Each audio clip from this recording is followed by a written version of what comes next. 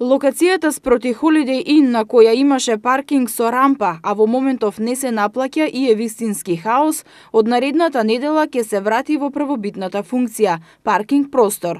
Со просторот ќе стопанисува фирмата МГ Fashion на бизнисменот Зоран Антич, кој за ТВ24 вели дека целта е да го регулира сообраќајниот паркинг на оваа атрактивна локација.